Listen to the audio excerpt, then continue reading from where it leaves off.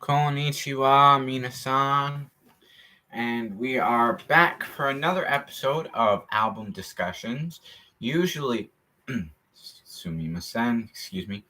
I usually do these about 12. It took a bit of a delay because we just had a new album, Parallel Reality 2, drop yesterday. So that's why there was a delay and there hasn't been a new episode of this for a while. But now a new album is dropped. So we'll discuss it. I actually listened to this earlier on today just to kind of get into the mood and the spirit of what this album all was about, right? Because it was a very unique album. Even re-listening to it, I was like, wow, this really was a completely different ball game than any of the other albums I had made prior to that. There were definitely a lot of influences thrown into the mix, a lot of musical influences and inspiration that really went back as far as like the early days of my career. And it was quite interesting to sit and listen to it all again because there's certain things I might have like done better if I could go back in time,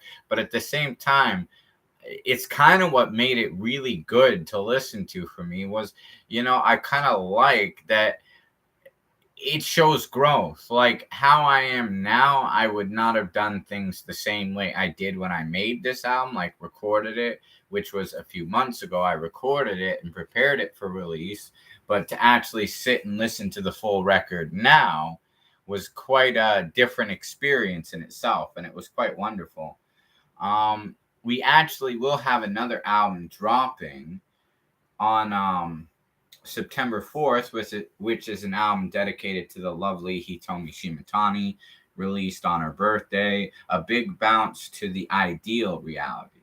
So that'll be a really good record. I actually am very proud of that one. In my opinion, that's one of my favorite albums I've ever made, especially because it's all dedicated to Hitomi. It's a lot of the experiences of how I began to grow with personal self development and everything along this journey, studying Goddard and a lot of the other people, right? So it was really wonderful to make that record too. But we'll get into this record.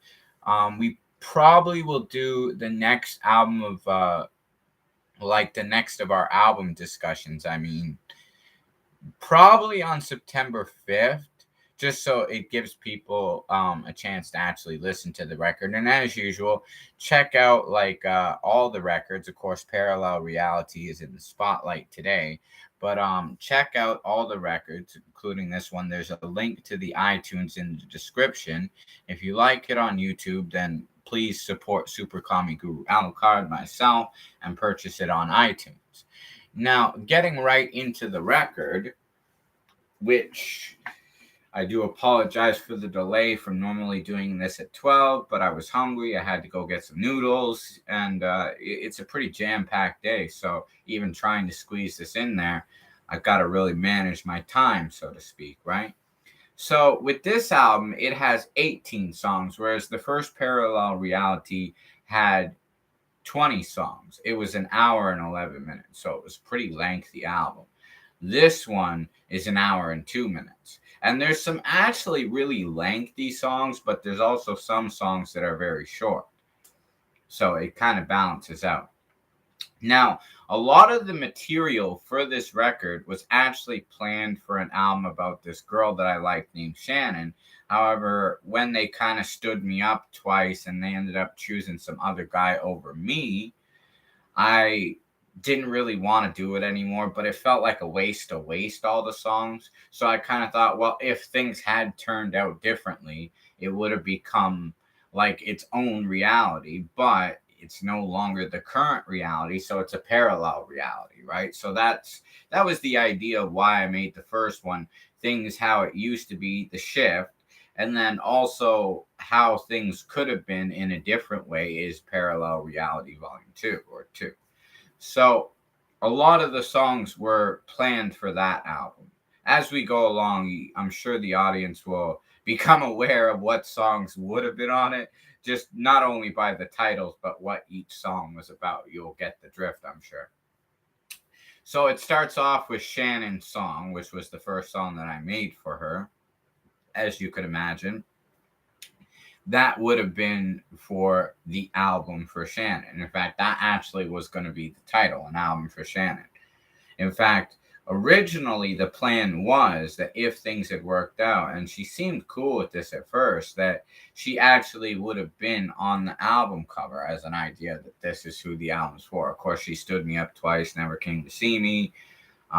Ended up choosing some other guy. Oddly enough, we ended up making peace recently. In fact, she messaged me yesterday and told me that she was actually listening to some of my older songs the other day, which is very interesting. It's like you stop wanting something, you stop chasing it, and then they come your way, right? I guess that's true. But he told me it's the one I love now, so, that's what I'm going to keep focusing on. And that's why in the law of attraction or law of assumption and manifesting community, a lot of the coaches always say pick something you love most, because that'll motivate you and inspire you and push you not to give up even when things seem hopeless. Like, you will keep persisting towards it no matter what, because it's something that means like the most to you. You don't put it on a pedestal, because that doesn't work good, and I do see the understanding behind that.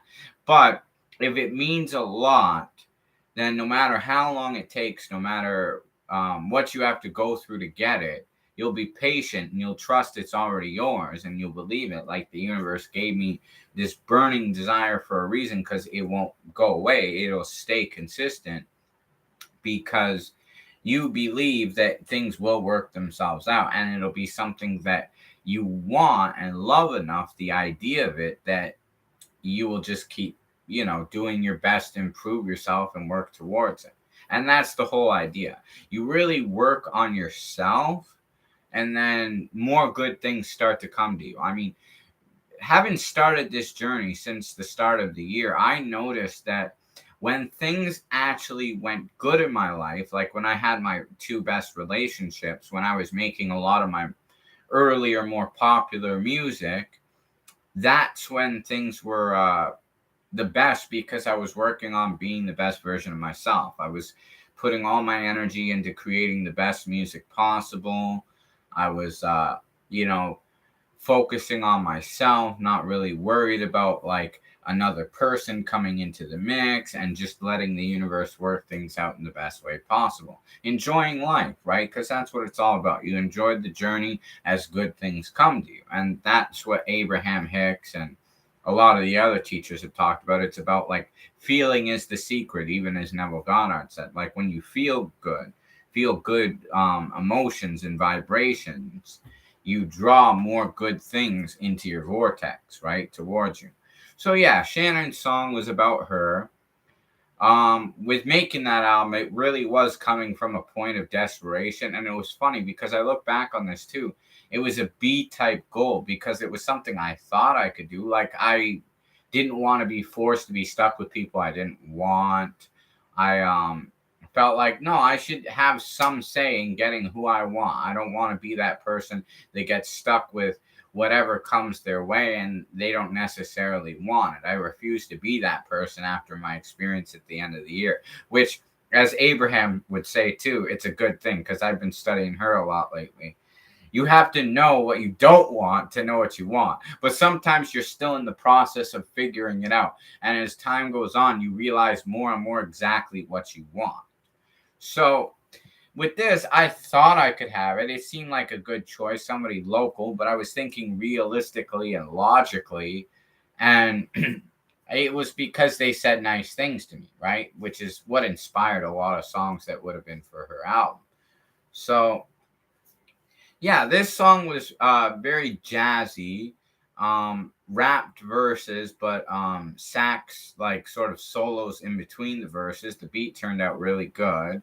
And then we get into the next song, which is based on the Ray Charles song, What I'd Say, but then it's also taking inspiration from Louis Jordan's version of it, because he covered that song. Oddly enough, these are two artists that actually covered each other in history, and you don't see that too often, right?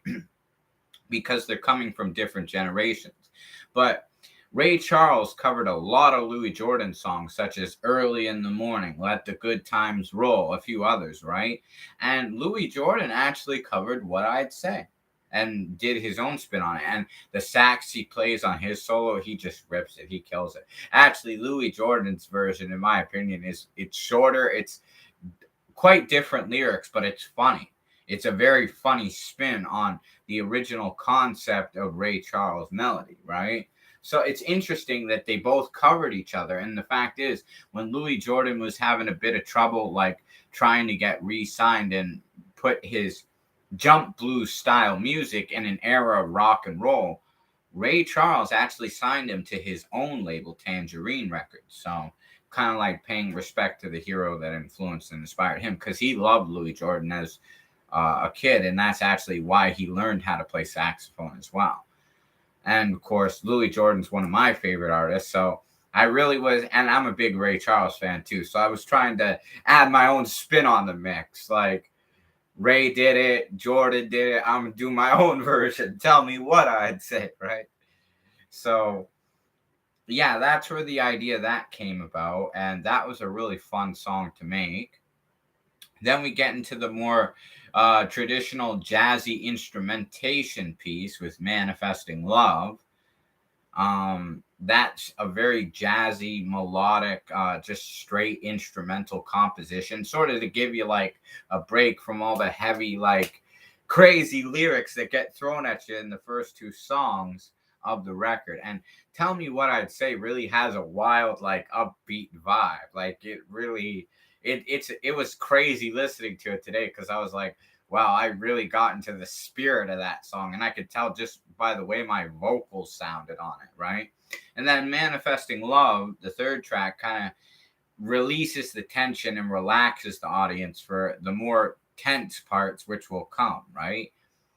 And then we get into Straight Out of Hell, which is based on the Big Pun song You Ain't a Killer. There's a line he says where I'll take you straight to hell and fill your heart with hate, incarcerate your fate in Satan's fiery lake, then I'll lock the gate.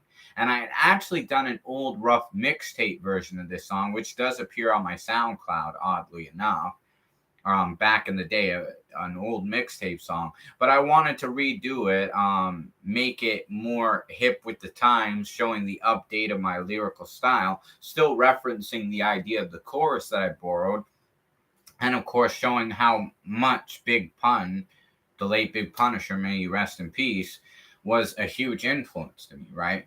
So it's actually got this very dark beat. The solo I play on it too, it's wild, because I hit every minor note on the tenor sax. Like it really goes all over the place, but it has this really dark twinge to the solo. It sounds wild. It's actually one of my most creative, unique, and wild sounding solos. I really love the solo on that one too. And the verses were crazy. So yeah, that was one of my personal favorites on the record. Then, oddly enough, we get into the more intense, almost rock kind of sounding song, Where It Might Lead, which is another one of my favorites from this record. That was a really crazy song. And as I'm listening to it, I could really hear the intensity of my lyrics, but also this was another song that was kind of written with Shannon in mind for the album, like an album for Shannon. And hearing the tension in it, it was a really like intense hype song. And I was like, yo, this song's actually really sick. Like, and it sounds like I'm bridging more into like alternative rock at this point than anything else I'd ever done in my music career, which is really cool, right? Like mixing different vibes and styles and sounds into the music as I progressed with all my albums and trying new things, experimenting, right? And then we get into another really short instrumental composition called Tenor Tenderloin, which is actually influenced from the Deep Purple song Smoke on the Water. I'm not going to lie. Like, I basically played along the melody and did my own sort of jazzy improvisation around it with the sax and everything. But I had learned how to play that song one day by accident by stumbling upon the notes. And I was like, oh, that's so cool. I could play Smoke on the Water on the tenor sax, right? They didn't have a tenor sax in their version. So I thought, well, I'm not going to jack their song, but I'm going to do like just a rough, short little improvisation around the melody of Smoke on the Water. So that became Tenor Tenderloin because it has a very like pretty, beautiful, almost alternative rock vibe, like taking into jazz, right? So it's very cool. Then we have Adore You All the Time, which had this really crazy, wild thing I did with the outro where I make the vocals jump out different headphones at random times right at the end. That song is actually inspired by the song If I May by Nat King Cole. That was the influence behind that song. And as usual, that with this record in particular, anyway, that was another song written and like composed and done, recorded, whatever, with Shannon in mind. And then we get into Touched My Heart, which is a song about her as well. And that's pretty much describing how it felt when she would say these compliments to me when I was in a really dark spot where I'd been taken advantage of by that one woman named Amy last year. And I was kind of getting hung out to dry. My ex had hurt me, some friends were betraying me, and they said really positive encouragement, which maybe I needed that at the time. Maybe that was meant to keep me going on my journey, right? So I try to see the good in all situations nowadays. That's how I choose to look at that time. And it inspired, Touched My Heart, which turned out to be a really good song. And it has kind of a Chet Baker vibe because I was really practicing my singing and taking a lot of influence from Chet Baker at the time. Then we get into this another instrumental jazzy piece called Dissatisfied Position of Stillness, which relates to the idea of you want to go somewhere, you want to do something, but it feels like you're stuck, you're trapped, you can't move. And that was the idea behind this melody and where it comes into place. Like, I don't know what to do, not only about this situation with the girl, because that was for this album as well, but also with my career, with my life. I'm not really sure where to go from here. And then we get into the alternative rock sounding song, Think of You, which I actually recorded and wrote the day after New Year's because I was drinking gin and juice. And that was why I mentioned that in the song. And the fact that real life was imitating art and art was imitating real life was very cool to like put that into a song. And it has kind of like a metric vibe to it, like the alternative rock band, indie band Metric. They actually were a big influence when I was in high school. I really liked the unique style of their music, right? So I could say that actually had a big influence on Think of You. If It Proved That I'm True was another song, same concept for the album for Shannon. Actually, it's 333, triple three. So I'm like, oh, that's a sign. But that was an idea that like I felt like if I kept making songs for them, they would see that I really liked them, that I would be dedicated and I would treat them good and I wouldn't be a player towards them, right? So it was kind of the idea maybe it will prove that I'm true. I'm truly, a good guy, a good artist. I'm nice, I'm romantic, I'm sweet, I'm loyal, all the good qualities, right? So if it proved that I'm true was kind of the idea behind that. And then we get into another instrumental composition, Sharp Life Changes, which has that really traditional jazzy instrumental composition vibe to it, sort of like a break in the record as we move on and on and on.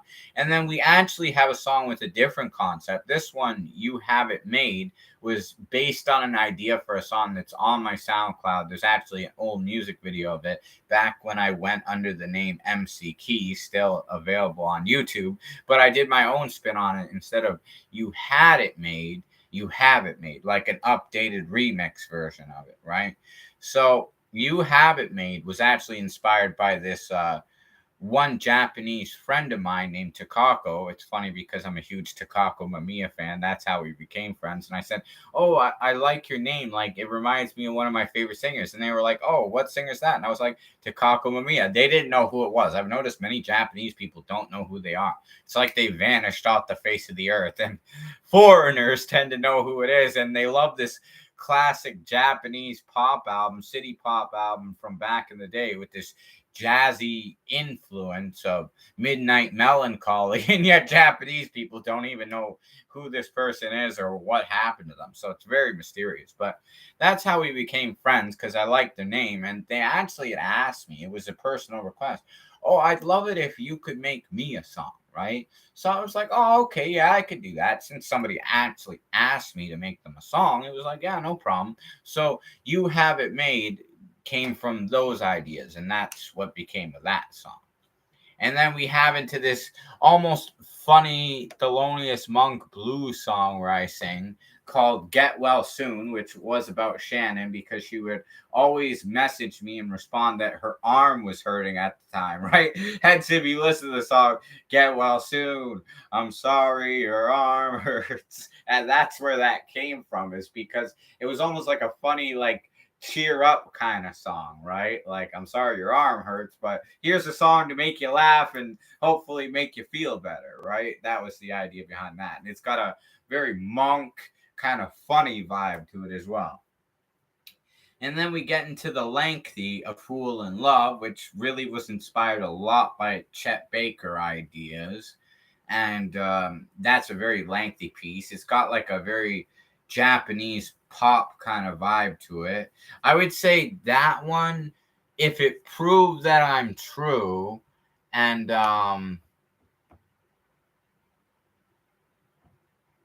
let's see, Touched My Heart. I would say those are the most Japanese pop kind of sounding songs on the record. And then we have Malaya's Birthday Song, which was retitled in the YouTube version just because, especially since there was no longer a need to make an album for Shannon.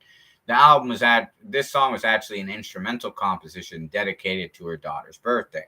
Since that no longer applied, I changed it from Malaya's Birthday Song to Children's Birthday Song, and that's what became of that. It's got a very jazzy, almost happy, kitty-like, innocent quality to the melody. It's short, instrumental composition. It's very nice, though.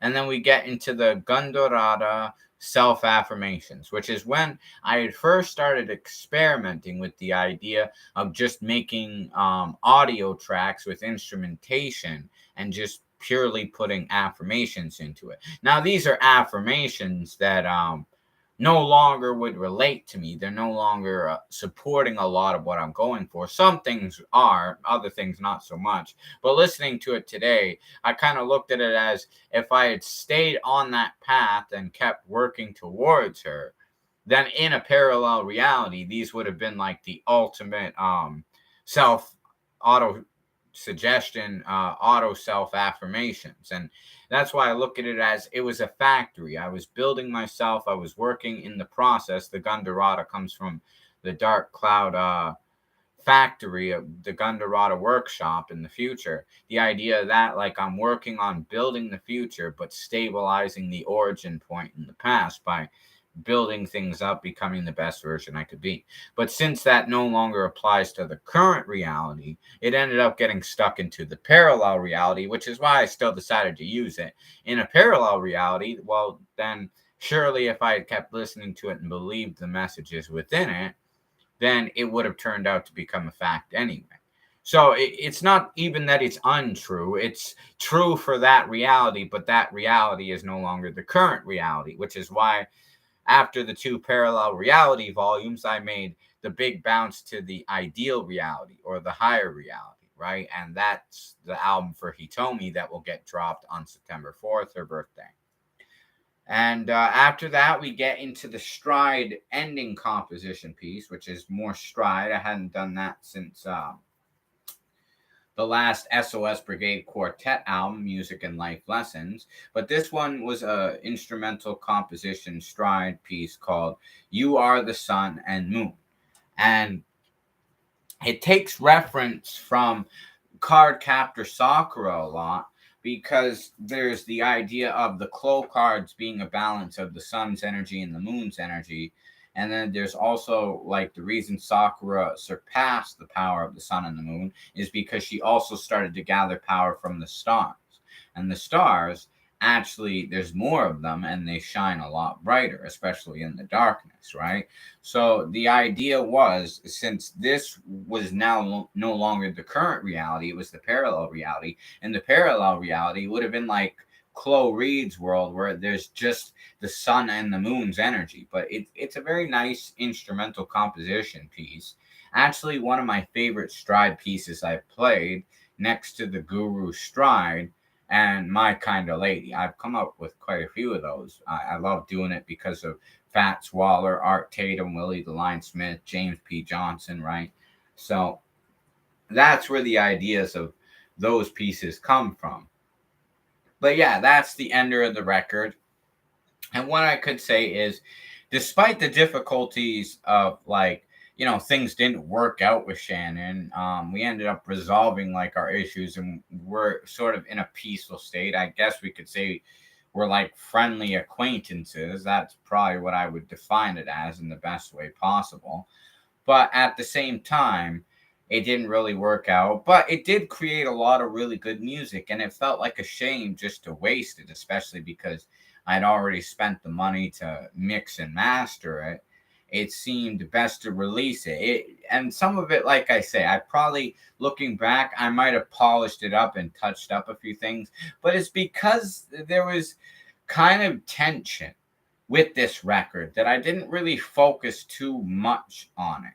It didn't really have the pristine sound that a lot of the other records had. For that reason, it's kind of a lot more rough, which kind of works because it's got that alternative rock grungy vibe to it. So this album is very grungy in some ways, but that's kind of what makes it unique and special and cool and interesting, is it has a whole different vibe than any of the other records that I've ever made. So I could honestly say it was quite a blast to make it. And even re-listening to it today, like, I was kind of sitting there thinking some of the songs of this record were really good. Like, they were really sick. They were really good. So I hope, especially because it just got released yesterday, I hope people will check it out, like, share it. If you like the album and listen to it fully on YouTube, there is the iTunes link, as I mentioned, in the description of this video. So please go on iTunes, purchase it, support it, crank it, show it to all your friends, all the good stuff. Help support Super Kami Guru Alucard so that I can keep making great music for all of you. And we will keep experimenting, trying new things. And I'm also very excited, especially because this album didn't really take too long to discuss. So I guess to kind of round off the rest of our time, I will mention that I'm also very excited for the album that will be dropping September 4th, Big Bounce to the Ideal Reality, or the Higher Reality, because that's fully dedicated to the lovely Hitomi Shimatani. It will be released on her birthday. And that, actually, I could say, is one of my favorite albums I ever made, just because it came right from the heart. And I'll put it this way: because there's never a certainty that things will work out with a specific person. You learn this in the law of attraction community. You should always insist or persist in the assumption that you have what you want, or better, because maybe the universe has better for me in mind. And I'm open to receive better if better exists. I can't honestly imagine better than he told me, because she's very sweet to me. And even though her health's been a bit under the weather, she's got a very busy, demanding schedule being an artist. She's very sweet and loving and understanding to me. And I appreciate even the littlest thing she does for me. And I think no matter what happened, she would always be the woman that holds one of the deepest places in my heart, like one of the most special parts of my heart of all time. In fact, because I've been working with this awesomeness lifestyle community under a coach and teacher named Lillian Victoria, who studied under the late Bob Proctor himself. And she's got this 30-day supercharger gratitude challenge, where she's basically listing every day a different thing to try to be grateful for, to focus on being grateful for things like this, giving you like kind of categories, right? And today, what she was talking about was thinking back to the best days of your life. And I was like, I'm really grateful. If I look back on the past, I'm grateful for when my exes came to Canada from Japan. Like my first girlfriend, she came right to the Hamilton airport. So I went and met her up the mountain at the Hamilton airport, and we busted back to my house. And that was very exciting. And it was a wonderful, happy adventure, um, for, to see her and be with her, and, just to actually, go see her and be like, wow, she came all the way from Japan just to see me and spend this month with me. That was really one of the happiest days of my life. There was no sadness. Like the last day we were together, before she went back. Yeah, that was a good day too, because we recorded our song Impulse together, but at the same time, there was kind of that sad feeling of she's going back tomorrow. Whereas, when she arrived, there was nothing but happy, hopeful optimism and positivity there. So that's why I chose that day. And then the other day was when Haruna, my last girlfriend, she was Japanese too. She came from Japan. She got a ride from the Toronto airport, though, airport shuttle all the way to my house. And I was actually asleep when she got there. Like I had passed out laying on my bed waiting for her.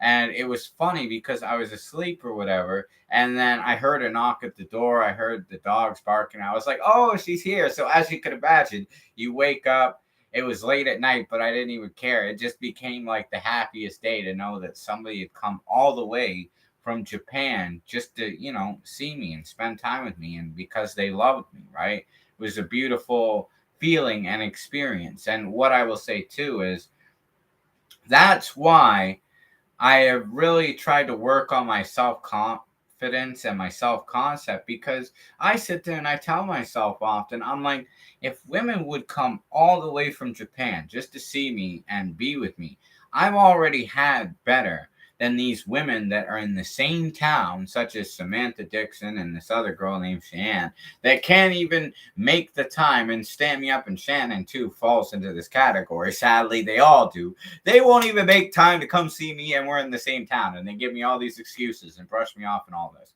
And it's like, some might say, oh, well, we have kids. Well, Haruna had 2 kids. She still made the time to come all the way from Japan to come see me. So I don't really buy that excuse. And I'm like, no, you know what?